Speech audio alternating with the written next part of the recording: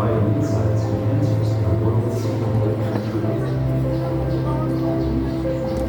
Our mission is purpose. Countless lives have been transformed as the message of God's love reached new horizons and united His flock of faith.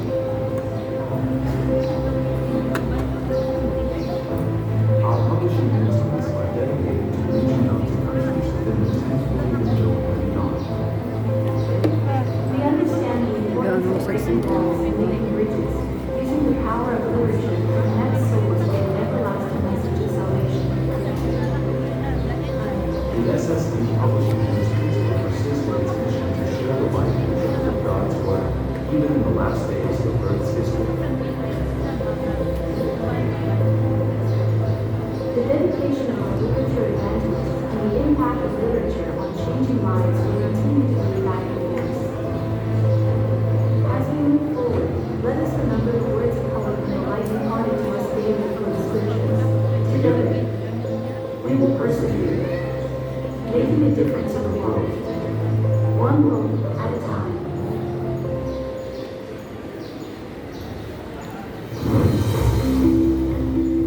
Kasalukuyang ginaganap ngayong ika-27 at 8 ng Setyembre ng taong kasalukuyan ang isang mahalagang pagtitipon para sa mga literature evangelists. Ito ay ginanap sa Villa Diana Hotel, Maharlika Highway, Kapit, Pinawan, Cordon. Ang pagtitipon na ito ay dinaluhan ng mga kilalang tagapagsalita, lecturers at mga elite subscribers ng books and literature ng Philippine Publishing House at mga literature evangelists. Sa temang Subscribers Harvest, Subscribing Literature, Saving Lives, ito ay naglalayong ipakita ang kahalagahan sa mga librong may misyon ng pagpapalaganap ng mabuting balita at pagligtas ng mga buhay. For 20 years po, nag-subscribe po ako for Heaven Home. And we were so blessed. I started to purchase po ng Heaven Home. Not for me, para sa anak ko po.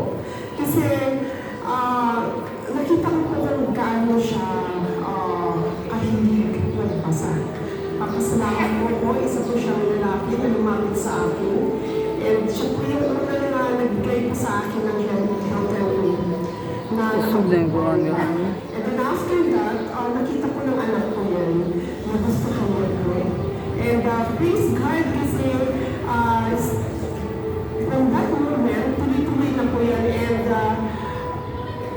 we were so blessed kasi yung mga books po na mga share niya sa akin, it's not only about the money, kundi po yung mga content po ng books. Dumating po sa point sa buhay namin, nagkaroon pa kami ng problema. During that time po, kasi diagnose yung husband ko na cancer po, stage 2. And of course, talagang hindi ko po alam kung ano po yung gagawin ko. Hindi naman po ako doctor.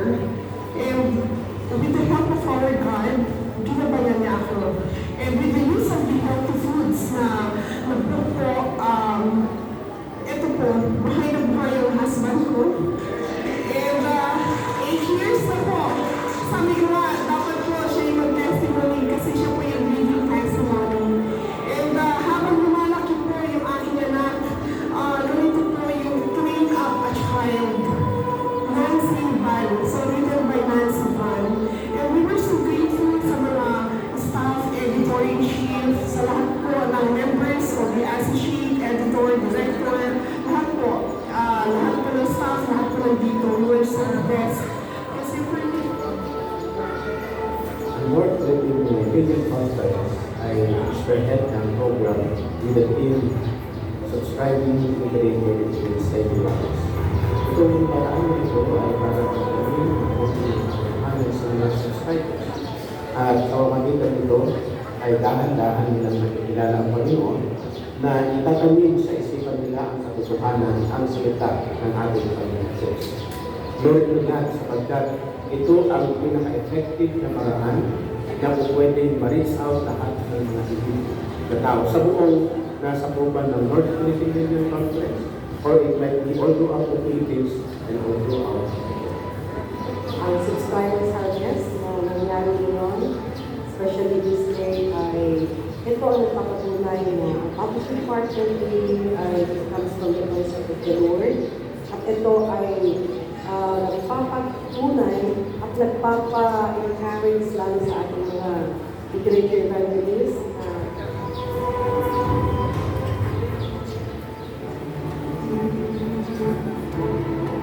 Ang kabantahan ko sa karunungan ito na subscribing literature, saving lives, from subscription to salvation, Northeast Luzon Vision, North Mission Conference, Publishing Ministry Department, the Seventh-day Adventist Church, ay upang may kaya ang mga customer na hindi pa po nagkaroon sa katotohanan na makita nila ang Panginoon at tagapin nila ng personal na tagapalitan. Salamat sa Panginoon na marami po mga bisita na nandito upang kaya ang pagkaroon ng autismo dahil sila po ay nagbabasa sa ating mga aklat, character building stories, spirit of prophecy book, healthy books, and family skills.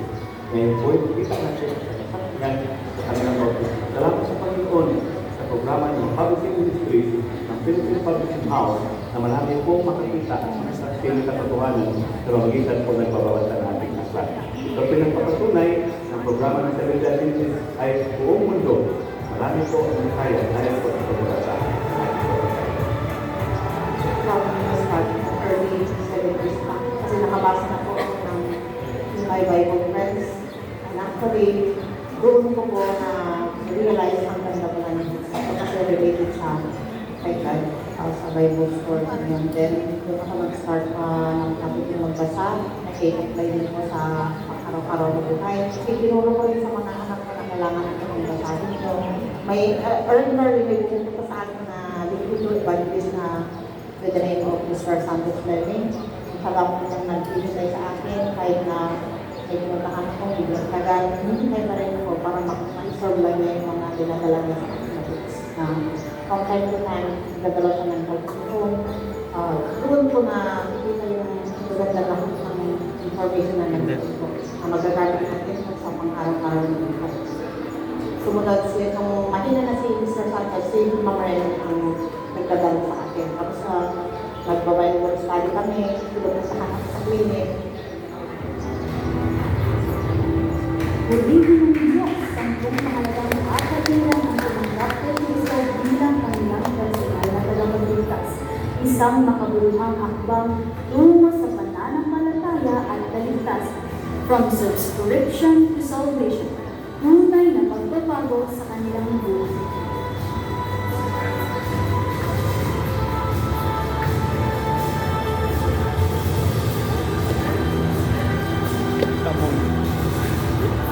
Nonoy. Ha? Kita mo, Nonoy? Ikaw nagpabautis mo. Okay.